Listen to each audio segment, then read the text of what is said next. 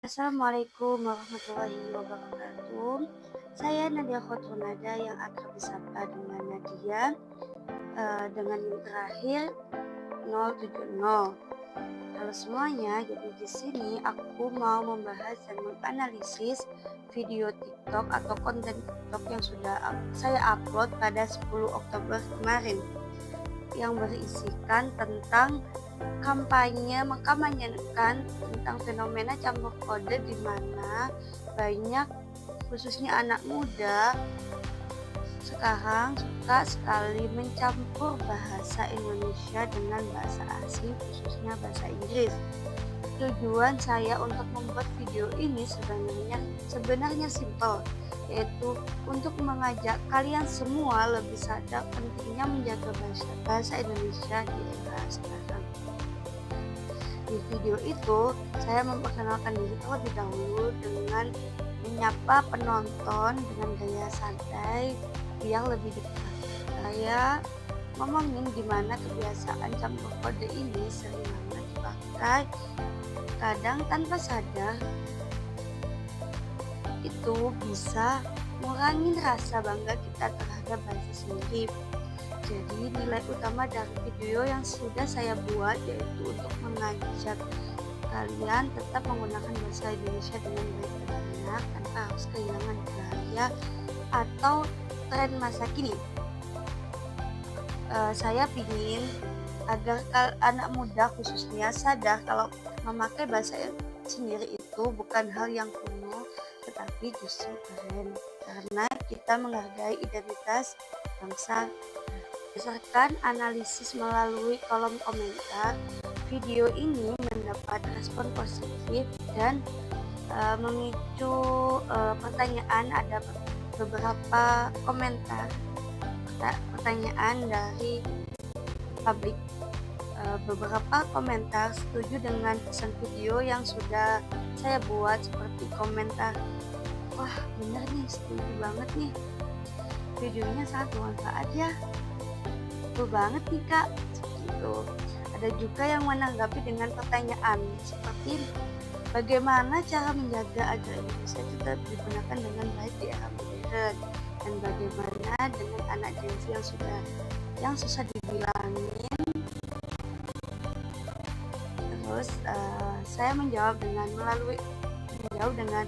melalui edukasi yang sudah saya buat ini, kita tunjukin bahwa bahasa Indonesia itu justru lebih keren daripada dicampur dengan bahasa asing, seperti itu. Jadi melalui edukasi yang pendekatan yang sesuai dengan generasi, seperti generasi saat ini kan lebih memanfaatkan media sosialnya untuk di waktu kesenangan itu mereka itu lebih memilih scroll TikTok seperti itu. Maka dari itu saya mengupload konten kampanye ini melalui TikTok seperti itu. Selanjutnya, kelebihan video yang saya buat yaitu temanya aktual sesuai dengan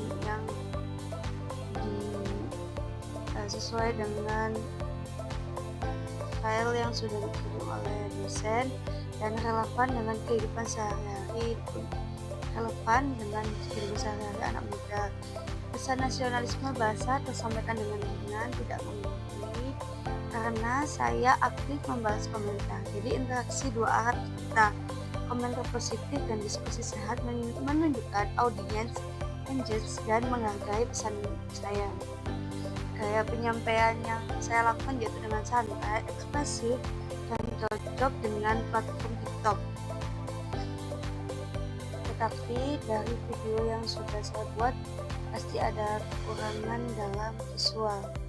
Visualnya itu masih sederhana karena memang saya kurang pandai dalam bidang edit atau semacam sepertinya mengedit video seperti itu. Belum ada terus di video saya juga ada kurangnya, seperti belum ada ajakan eksplisit untuk share atau komen di akhir video. Tapi untungnya teman-teman penonton, publik yang menonton itu mereka ada naluri untuk like dan komen seperti itu. sebenarnya keberhasilan kampanye yang saya buat mungkin sudah berhasil karena menunjukkan penonton aktif melalui kolom komentar dan like. Respon berkualitas, bukan sekedar emoji atau komentar kosong, tapi benar-benar berdiskusi, di mana ada yang menanyakan dan ada yang mengapresiasi seperti itu. Saya sebagai kreator juga terlibat langsung dalam percakapan, meningkatkan nilai edukatif dan kredibilitas pesan.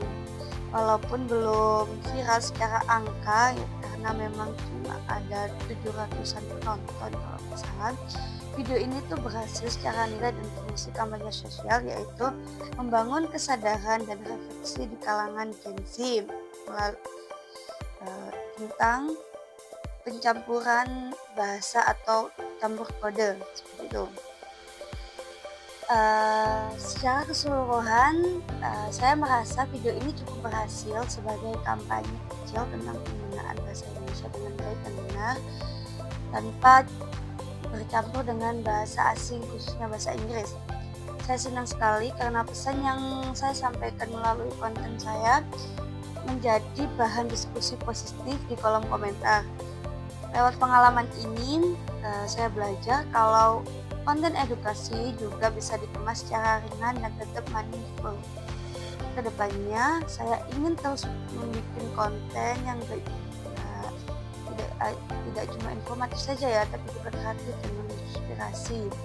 Jadi buat teman-teman yang menonton, yuk sama-sama kita bangga memakai bahasa Indonesia dengan baik dan benar. Karena bahasa kita, gaya kita, identitas kita. Sekian dari saya, kurang lebihnya mohon maaf. Wassalamualaikum warahmatullahi wabarakatuh.